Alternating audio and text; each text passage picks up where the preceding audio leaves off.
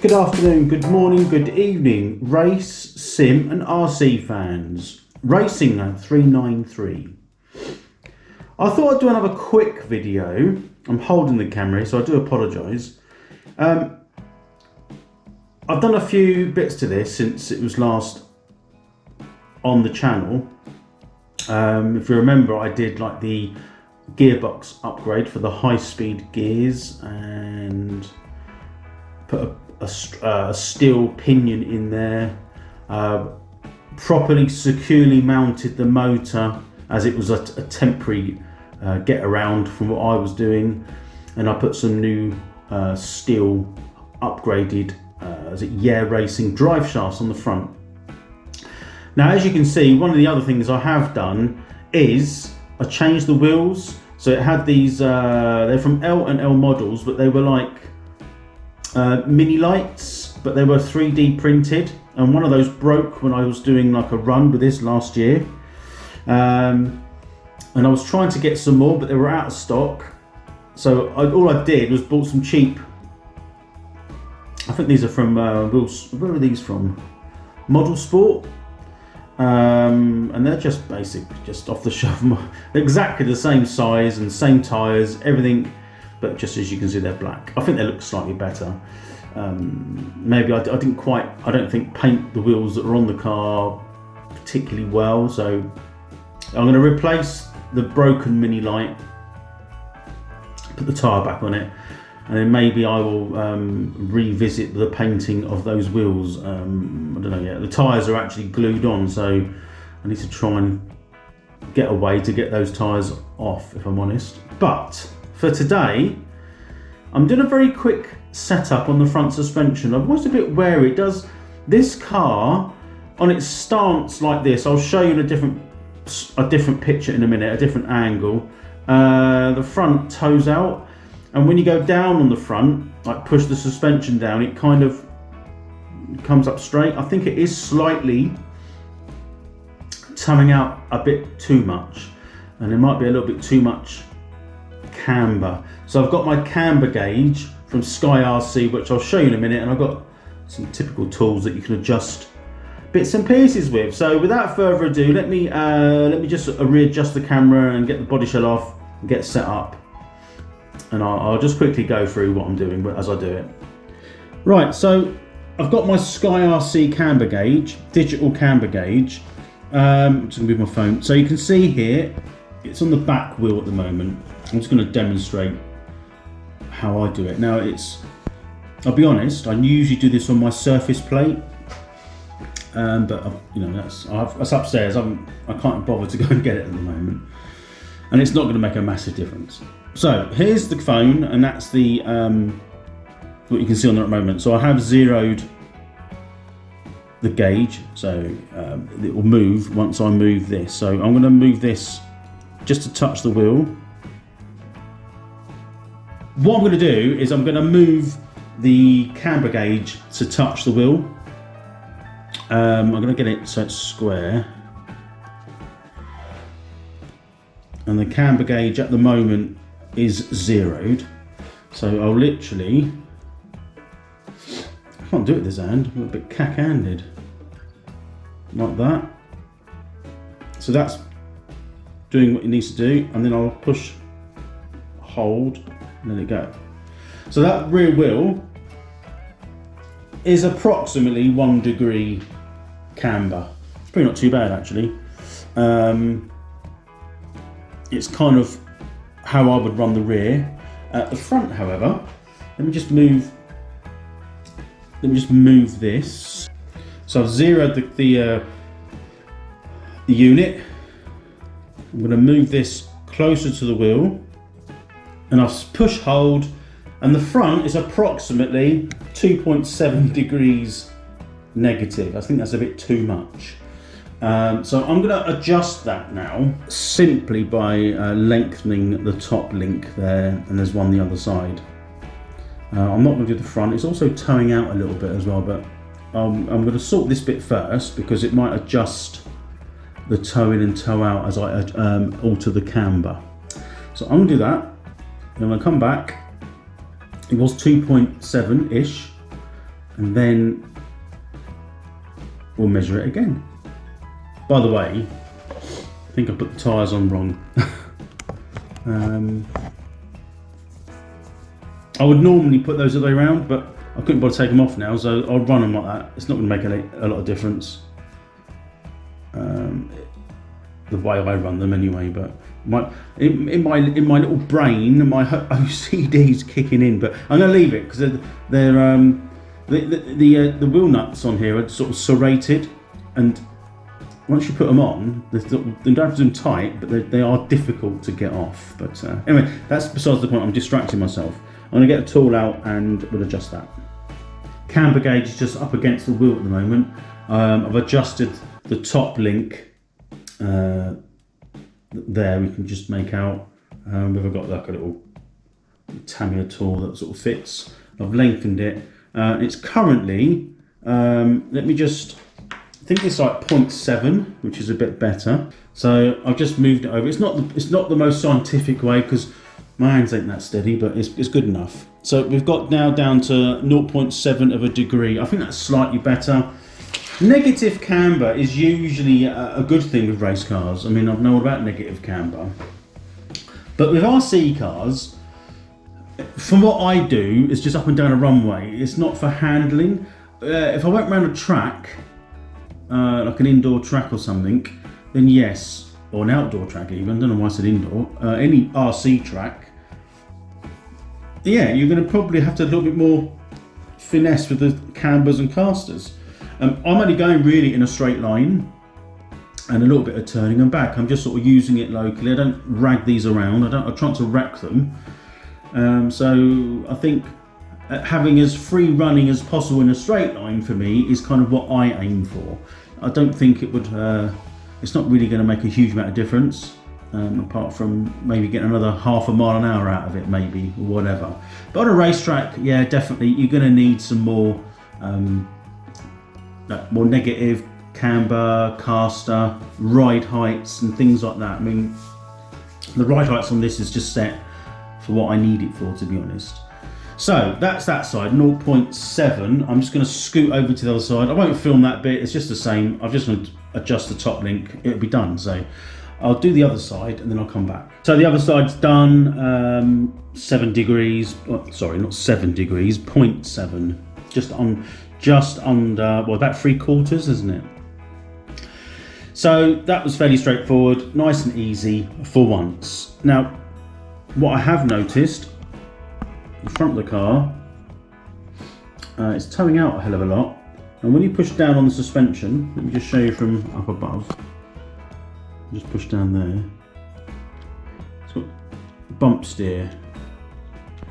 I could lower the suspension a little bit, but I think what I'll do, I'm going to tow it in. Now that's going to be a very crude way of doing it. I'm going to use the lines on here. I'm just going to line it up so it's sort of straight and just wind it out, and it's going to be more of a visual. I can see the line if I line this up like so. Let me just get the car relatively straight regarding the lines, so I can see the line that's on or not on. It's just underneath. I don't know if you can see that there, but you can just make out where the line is. The other side, you can also see the line. It just happens to line up with the line the other bit, so it is towing out, you know, a bit too much.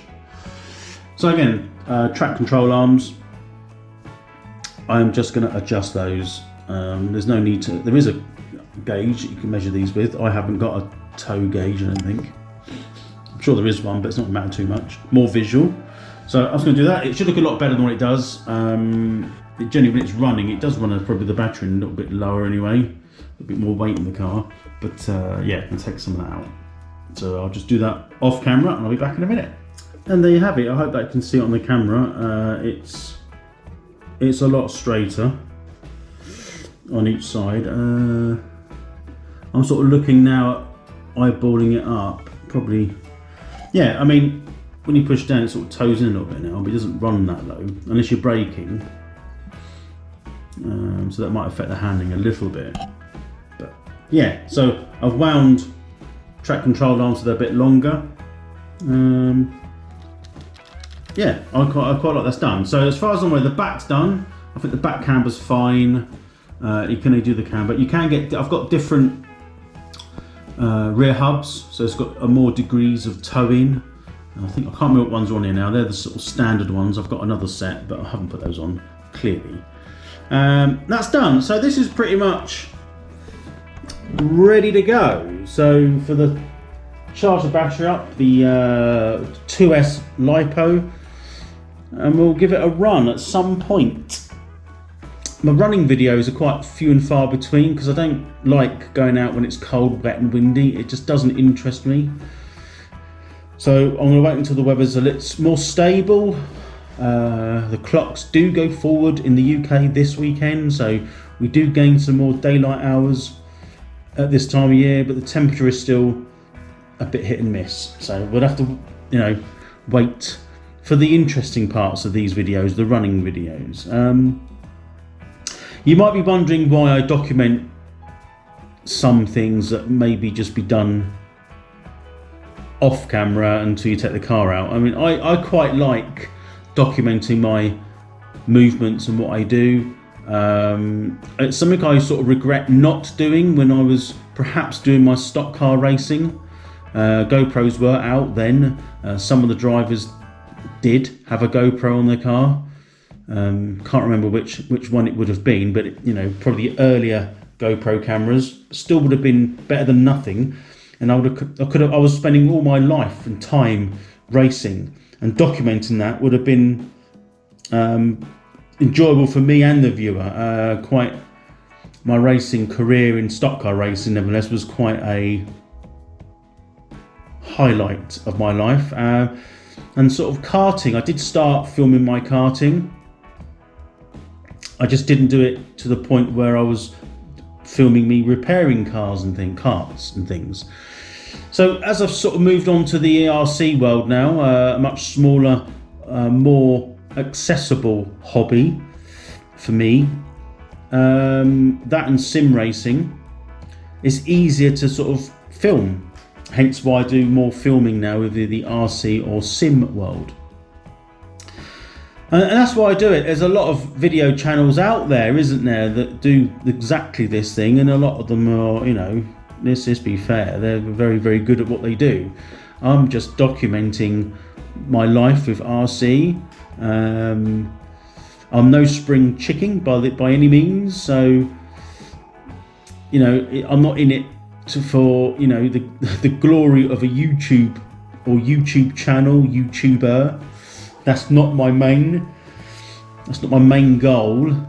It's just if I can get some people on board that enjoy what I do and can share advice and recommendations, then yeah, it's just part of it, isn't it? I mean, it's a different way. Going back to my teenage years, YouTube wasn't even thought of. I don't think, was it out? I don't know. I don't think so. Not sure when YouTube came back into force, and then it was a very dead platform. Not many people did it, but now it seems that lots of people just like documenting things, and there's nothing wrong with that. Some people find things more interesting than others, don't they? So for me personally, I don't know how much longer in my timeline that I will continue with RC. For the foreseeable, it's ticking the right boxes, but there might become a time when I won't do it anymore. So looking back for other people when I'm long gone, if YouTube is still there and it's still as is, I don't know how that would work, then you could probably watch what I used to do. I don't know, it might be interesting, because back in the day when RC cars were back in like the 80s, there wasn't no such thing, was there, as you get the odd film footage of it, and it was very interesting, but it wasn't quite like the clarity that this portrays. So who knows, in the future it'll be no doubt something else, newer technology. I just don't know. It's would it move? Would it go that far? Will this seem antiquated by then? Who knows? And it's a way of just expressing views and commenting and me just chatting into the into the space of my kitchen when I'm sat here. So that's it, I'm done. The next video will be a running video of the car outside. I've actually, before I actually go, let me just show you something a minute. Let me move this and I'll be back. The mini shell inside, I've actually put, there's a camera in there which I'm probably going to have to somehow charge. But it does work, and I'm looking at it now, it points out the front screen, so that would be interesting. If I can get that working, that'll be a lot of interest there from my perspective. I don't know why I did it, but never got round to filming it actually. So anyway, that's enough of that. I'm sort of rambling on a little bit. I'm just sort of expressing my views and showing you my hobby. I hope you enjoy it. I hope people enjoy watching the videos and get some enjoyment in perhaps comparing what I do to what they do. You know, not everyone's a YouTube